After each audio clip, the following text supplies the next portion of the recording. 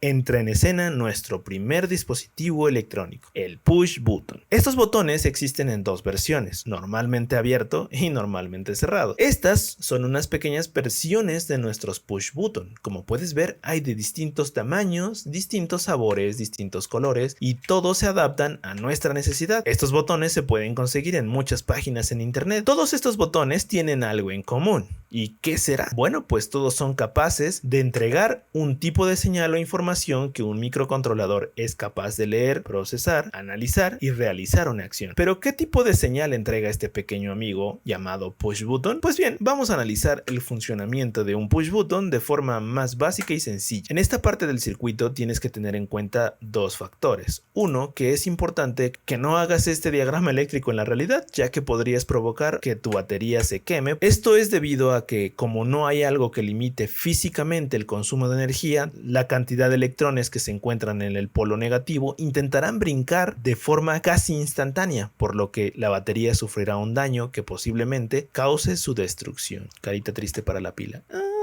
Bien, entonces, ¿cómo solucionamos este problema? Pues déjame decirte que necesitas un dispositivo capaz de consumir esa energía. Deberá consumir un voltaje y una corriente específica. Entonces, ahora sí, cuando presiones tu push button, la energía pasará de un extremo a otro y eso que tengas conectado ahí pasará a funcionar. Vamos a ver un ejemplo. El primer ejemplo que veremos será de un LED conectado. Suponiendo que esta batería de corriente directa tiene un voltaje nominal de 2.2 volts y nuestro querido amigo el LED tiene un voltaje de consumo de 2.2 volts. Asumamos que tenemos conectado en el polo A de nuestro push button el polo positivo de nuestra batería y del otro lado del push button tenemos conectado este pin de nuestro LED que es el lado opuesto de la bandera. Si miras tu LED contra la luz te darás cuenta que tiene una pequeña banderita que nos indica el lado positivo y el lado negativo de nuestro LED. En este caso deberás poner el lado del final de la banderita en el lado positivo de nuestra batería. Del otro extremo del LED deberás conectar la parte negativa de nuestra batería. Como la pila es capaz de entregar 2.2 volts y el LED consume 2.2 volts, está listo para funcionar. ¿Qué pasa entonces cuando el usuario presiona el botón? Al LED no le queda otro camino más que cumplir con su función, que es convertir la energía eléctrica en energía luminiscente, en este caso un LED rojo. Pues bien, hasta aquí ya has entendido el funcionamiento básico de un botón push button. Pero ahora, ¿qué pasa si nosotros medimos ese voltaje con un multímetro o voltímetro en este caso? En el momento en que presionas el push button, la energía eléctrica circula, entra, es censado, el voltímetro nos regresa un valor de 5 volts, que es exactamente lo que la pila nos está entregando. Pues bien, ya tenemos una forma de saber el valor de nuestro push button. Por lo tanto, si presionamos, apagamos, prendemos, apagamos, este switch nos estará entregando una señal de voltaje constante en voltaje, pero variable en el tiempo. Si nosotros graficamos el voltaje que es leído por el voltímetro, obtendríamos una gráfica como esta, donde en el eje Y tenemos el voltaje leído y en el eje X tenemos el tiempo. Bien, pues cuando el push button no esté presionado tendremos 0 volts, pero cuando el push button esté presionado tendríamos una lectura de 5 volts y así sucesivamente para cada estado de nuestro push button, pudiendo ser el ancho de pulso o la cantidad de tiempo que permanece presionado el botón de forma variable.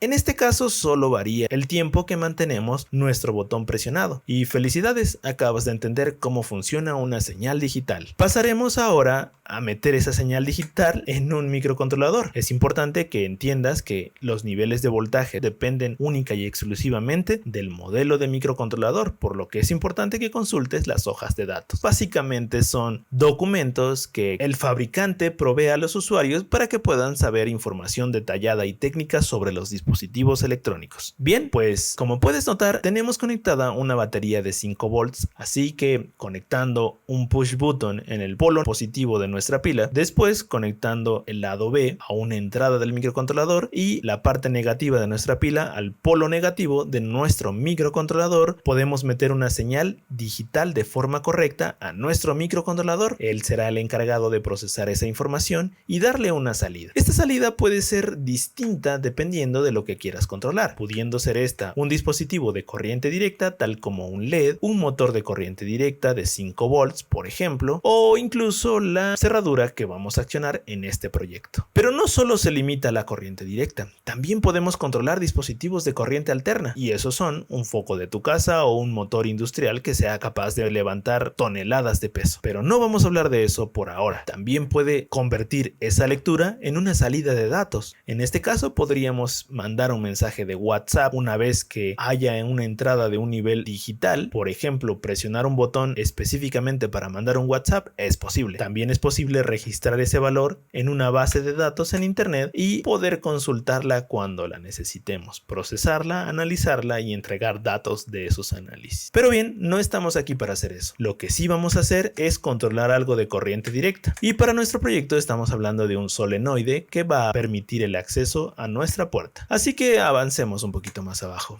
Recuerda que el microcontrolador es un dispositivo físico que el usuario es capaz de programar, cargarlo a nuestro microcontrolador y va a actuar en función de la lectura que encuentre en sus puertos de entrada. Pues bien, supongamos que ya programamos nuestro microcontrolador llamado ABC y que es capaz de recibir en sus pines digitales una entrada de nivel lógico de 5 volts. Él sabrá de forma definida por nosotros qué debería hacer. En este caso, supongamos que solo mandamos a prender un LED. Una de las patas debe de mandar la señal de voltaje alto y otra debe ser la encargada de regresar a tierra, de la misma forma que entra la señal. Con el circuito completo y el código necesario, podrá ser capaz de entender lo que está leyendo y darnos una salida. Pero este diagrama realmente tiene un problema muy serio, razón por la cual hay que tomar acciones que corrijan este error. Fenómenos electromagnéticos que afectan el funcionamiento de nuestro microcontrolador ABC y lo vuelven loco, por lo que es casi imposible que funcione. Estos fenómenos tienen que ver con las señales parásitas que existen en el ambiente. Son capaces de perturbar la lectura por tratarse de niveles de voltajes tan bajos. Así pues, esta pequeña conexión, a pesar de no tener una conexión directa con 5 volts, tiene una lectura de señales parásitas que van a confundir la lectura que nos entrega nuestro microcontrolador, por lo que se volvería loco y no sabría qué hacer. ¿Y cómo solucionamos este problema? Con una configuración pull up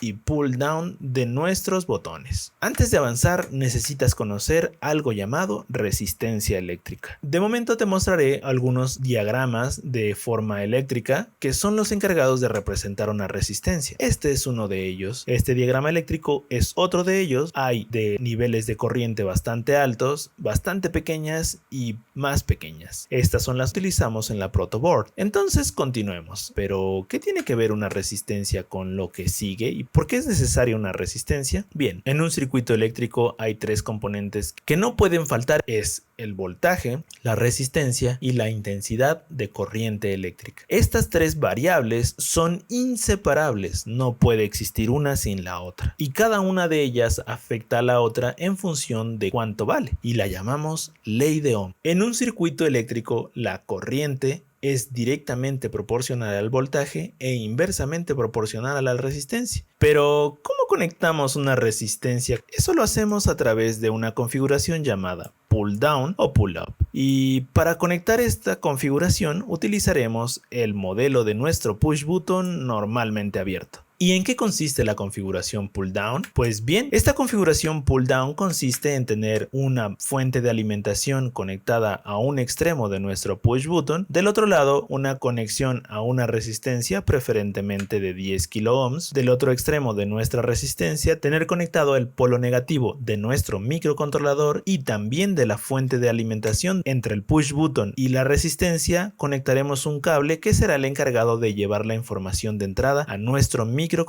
De esta forma evitaremos la entrada de señales parásitas, ya que cuando el botón no se encuentre presionado, nuestra entrada del microcontrolador estará directamente conectada al polo negativo a través de esta pequeña resistencia, por lo que el voltaje será estable. Por otro lado, cuando presionemos el botón push button, la señal de 5 volts de nuestra fuente de alimentación pasará a través de nuestro push button, por lo que llegará a la resistencia, se consumirá cierta corriente eléctrica y y también llegará a nuestra entrada de 5 volts, por lo que estarán entrando 5 volts lógicos a nuestro microcontrolador, y de esta forma solucionamos el problema que tenía. Pero existe otra configuración llamada pull up. Básicamente cambiamos la forma de tomar el voltaje de entrada. En este caso, a pesar de que el push button no está presionado, la corriente eléctrica entregada por nuestra fuente pasa a través de la resistencia y está permanentemente conectada a 5 volts, por lo que aunque nuestro push button no esté presionado, siempre estarán llegando 5 volts como nivel lógico a nuestro microcontrolador. Cuando el botón esté presionado, pasarán entonces a estar conectadas la tierra, por lo tanto el microcontrolador tendrá una entrada de voltaje de 0 volts. Y bien, ahora que ya conoces la configuración pull down y pull up, en nuestro caso utilizaremos la configuración pull down más un push button normalmente abierto. Veamos qué pasa con la señal. Como podemos ver, la señal digital es estable. El nivel lógico de voltaje no está pasando del otro lado de nuestro push button, por lo tanto quien está conectado a la entrada es directamente 0 volts a través de una resistencia de 10 kilo ohm, y no existirán más esos errores de lectura, por lo que nuestro amigo será capaz de leer sin problema y sin confundirse con las lecturas de la entrada. Pues bien, ¿qué pasa cuando pulsamos nuestro botón push button? Como ya habíamos dicho, la señal de nuestra fuente de alimentación pasará a través del push button y esa misma señal de 5 volts está conectada con la entrada de nuestro microcontrolador, por lo que estará leyendo 5 volts de forma estable. Así conseguimos una señal digital estable gracias a la configuración pull up o pull down. Y bien, ya que sabemos cómo vamos a conectar nuestros dispositivos, podemos ver lo siguiente. Esta configuración tiene en total 4 botones que nos darán la configuración total para darle nombre al botón número 1 como la letra A, al botón número 2 como la letra B, al botón número 3 como la letra C y al botón número 4 como la letra D. Y bien, ahora que ya conocemos la configuración, lo único que queda es replicar la configuración y los botones que quieras conectar. De esta forma evitamos señales parásitas en nuestro microcontrolador. Sin embargo, esta forma sigue sin ser tan eficiente debido a algo llamado,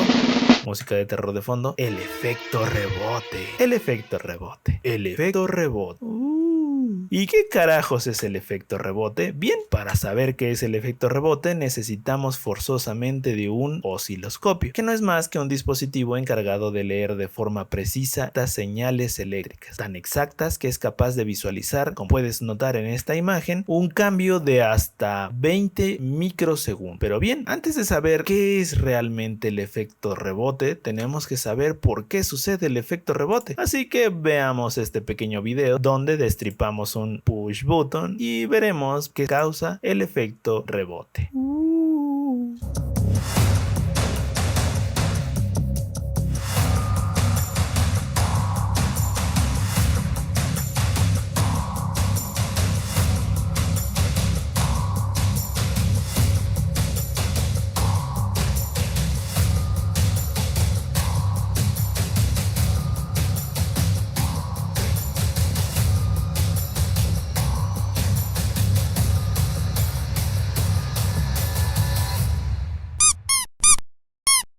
Ahora sí, como puedes ver, el botón tiene 4 patas y 3 conexiones internas. Esto es porque estas dos están conectadas a 2 patas y al mismo tiempo siempre están conectadas con la orilla de la pequeña lámina conductora. Y la conexión central está internamente conectada a las otras 2 patas, por lo que al presionar el botón se deforma la lámina conductora y hacen contacto las orillas y el centro, permitiendo así el flujo de electrones. Y, aunque no lo creas, esta pequeña lámina es la causante del problema, y es que al tratarse de un metal muy delgado tiende a deformarse de forma brusca, y esto sucede muy rápido, así que no podré mostrarte cómo se ve, pero tenemos un ejemplo de cómo se vería en cámara lenta, suponiendo que pueda ser uno de estos platos.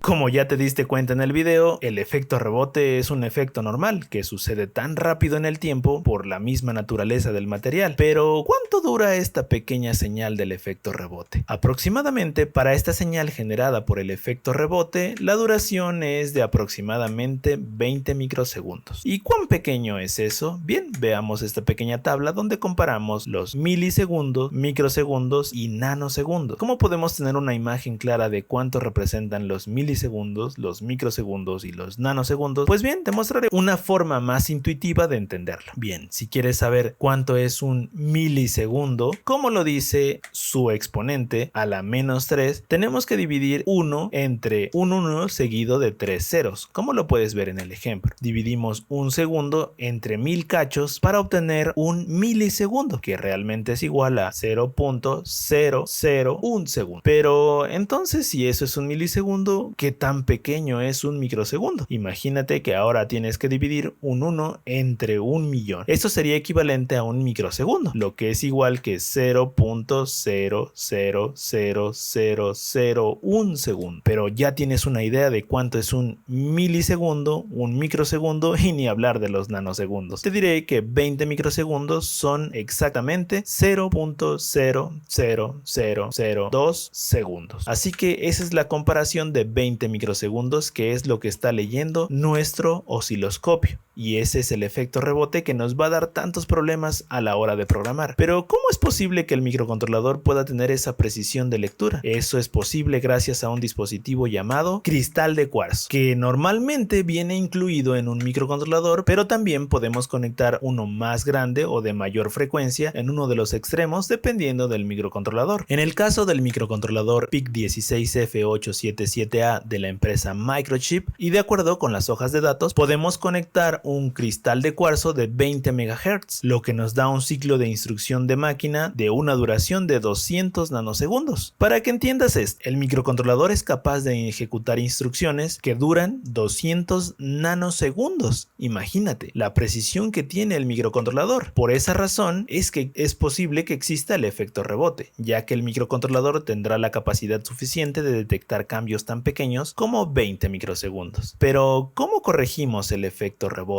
Bien, pues esto se hace con programación y básicamente consiste en dejar un pequeño margen de tiempo desde que se presiona el botón hasta después de terminar de presionar. Pero en este caso no lo vamos a hacer así, ya que hacer eso involucraría explicar un poco más de profundidad y alguien ya lo solucionó con un proyecto de GitHub en el link que te dejaremos en la descripción. La librería se llama KPad y la puedes instalar desde GitHub o desde tu IDE de Arduino. Bien, ya que tienes instalada tu librería de forma correcta, pasaremos al diagrama eléctrico que vamos a tener que configurar para que funcione nuestra librería. Pues bien, esta es una configuración sencilla para tener 4 botones con nuestra librería KPad. Tenemos que dedicar 2 puertos de nuestro microcontrolador a mandar una señal y otros 2 puertos de nuestro microcontrolador para recibir esa señal. Este es el diagrama eléctrico que usaremos en nuestro proyecto. Como puedes notar, esta conexión llamada input A e input B serán salidas digitales de nuestro microcontrolador, y la salida A y la salida B también serán puertos de nuestro microcontrolador, solo que esta vez serán declarados como entrada. Pero no te preocupes por eso, porque la librería ya lo hace por ti. Lo que debes considerar es el diagrama eléctrico y su funcionamiento. Cuando una señal eléctrica entra por el puerto A, podemos ver cómo llega a ambos extremos de estos push button. Sin embargo, la señal no servirá de nada si no se presiona uno de estos 2 botones. Si nosotros presionamos el botón 1, por ejemplo, la señal que entra por el puerto A estará llegando únicamente a la salida A. Si nosotros llegamos a presionar el botón 2, también esa misma señal estará entrando por la salida B. Sin embargo, en esta ocasión solo está presionado el botón 1, por lo que la entrada de señal digital entra, presionamos el botón, pasa por este cable y llega hasta nuestra salida A. Lo mismo pasa si mandamos un voltaje alto por el puerto input B, estarán llegando a ambos extremos del botón 3 y al otro extremo del botón 4, por lo que al presionar uno de estos botones, la señal estará pasando a la salida A o a la salida B respectivamente. Pues bien, hasta aquí has entendido lo básico de la matriz de botones que funcionan con la librería. También puedes añadir matrices de estas dimensiones, teniendo un total de 16 botones, utilizando únicamente 1, 2, 3, 4, 5, 6, 7 y 8 puertos de nuestro microcontrolador. Esto nos sirve para ahorrarnos bastantes puertos. Felicidades por llegar hasta aquí. Hasta este punto solo hemos visto los conceptos básicos sobre cómo funciona un botón. Sin embargo, recuerda que aún nos falta programar el microcontrolador, generar el código y explicarte cómo funciona el código. Para el siguiente video necesitarás un microcontrolador y el IDE de Arduino, pero si no los tienes no te preocupes, porque existe una página que te permite simular tanto el código como el microcontrolador. Recuerda que también nos falta la parte de la impresión 3D. Para esta parte de la contraseña, diseñaremos diseñaremos este capuchón de plástico que le dará otra vista a nuestro sencillo botón. Para esto utilizaremos un software de diseño de modelos de CAD, una impresora 3D y el material para la impresión. Y por supuesto también nos falta la parte del diseño de la tarjeta PSB. Para este video explicaremos cómo conectar un LED RGB, los 4 botones para nuestra contraseña con un microcontrolador. Nos ayudaremos de un software de diseño de circuitos impresos para tener un resultado como este. Sin embargo, eso también será para otro video.